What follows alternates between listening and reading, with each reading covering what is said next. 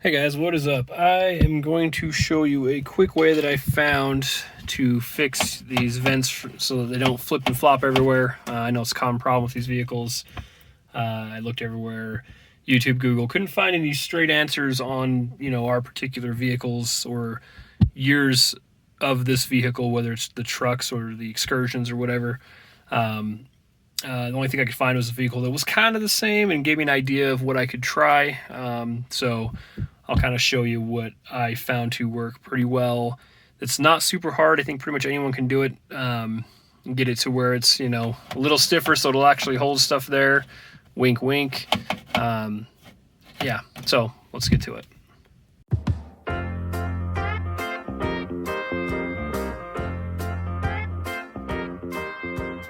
All right, so first thing you're gonna need is something to pry it with. I used this paint can opener, which you can get pretty much anywhere, hardware store, whatever. I think I got it for free the last time I bought some paint from Ace Hardware, and I just kind of held on to it luckily. So got that, and then another pry tool of some sort, whether it's one of these or a pry bar, a thin, small pry bar, maybe even a screwdriver if you have a small one. That might work as well. You may just have to experiment to see which ones will work for you. These worked pretty well for me. All right, so the first thing to do, which I found to be the easiest method, would be to pull this top guy down first. Pull the vent all the way down. Then you can take your whatever pry tool you're using. Like I said, this is one I decided to use.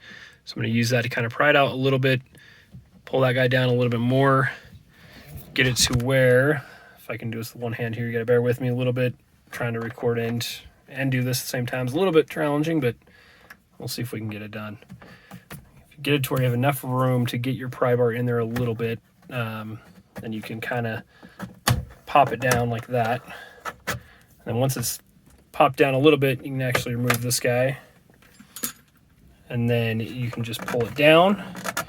You can either pull it down all the way to where it's level and then pull it out, or you can just kind of leave it how it is. It's easier for, it comes out a little easier if it's a little bit slanted like this. You can just slide it out like that. It may pop. It might be a little hard to get out the first time. It did take me a couple of tries the very first time to get this thing out, so just be aware of that. And when you're taking it out, you got to realize you got these notches here. That's the reason why you got to pry it from the side a little bit. 2 notches on each side. So yeah, that's why you pry it from the side. And the notches I'm talking about, got this guy right here. As you can see, if you want to decide, you got a small one here, big one here. Normally there's a gasket that goes around these, or not a gasket, an O-ring. Normally an O-ring that goes on that on each side. I'm only going to replace the one side because I found it to be stiff enough to where the vent doesn't actually move. Now, if you wanted to hang a cell phone holder or something similar in the vents, it may not be strong enough, so you might want to go ahead and get a couple sizes smaller for this side and just do them both. That way you have a stiffer vent so that it will hold it much better. One thing I wanted to mention, just remembered this, some of these vents, if they are not coming out so easy, you can actually get a pry bar on top. As this one I was struggling with a little bit. So you're going to try and get that up in there. Hold this guy down here. Kind of pry it back a little bit here. Enough to hold it out so you can get in here. And once you kind of get in there with that, with one pry tool, then you can grab your other one, get up in there as well. Use them both to kind of pop it out like that. All right, what I found to work pretty well, I just eyeballed. I went into a hardware store and actually got this number 41 O-ring. I'm sure you could go to an auto parts store and maybe find, the exact number, the exact O-ring, or maybe a better fitting one. I got lucky and just kind of eyeballed it. Got this O-ring, and it worked for my need. Fit perfectly around the big side of the notch. So yeah, like I said, you can probably get that anywhere, hardware store, auto parts store, whichever. But for number 41 worked for me. So, all right. So what we're gonna do for install here, just gonna put that O-ring in there, get it to go around the edge there. It's got a little bit of a indent around it, so it fits in there nice and snug. Like I said, again, you can go for that side. I don't know what size it would be because I only got the one size for the one side. You would probably have to experiment with that. Maybe find a couple sizes smaller to fit that guy if you wanted to.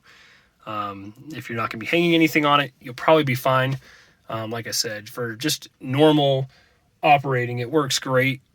Keeps the vent where I have it. I have not tried hanging anything from the vents to test it, but I don't think I would try. Okay, now to put this back in, I'm going to try and do it with one hand, so bear with me. I'm going to do the best I can to get a good shot of this. Not great at single-handed stuff here, but we're going to take this vent, got the big size notch there, small size, so small size is going to go to this side, big size that way. So once you got your O-ring in, what you're going to do is you're going to kind of tilt this down a little bit to where you can, you'll slide it in, and you'll get it to where the bottom right corner kind of tucks in a little bit. I don't know if you can see that. Tucks in a little bit because that O-ring on this side is going into the groove, so it's kind of holding it into place there on that side. Now on this side, you're going to take one of your pry bars, and like I said, I'll see if I can do this with one hand and get a decent shot of it. You can take this guy and you're going to kind of pry it in, and then you're going to try and push from the bottom here until it kind of slides in like that. Once you get it in that point, then it's a matter of just kind of lining it up a little bit here, getting it to going all the way. Get it there.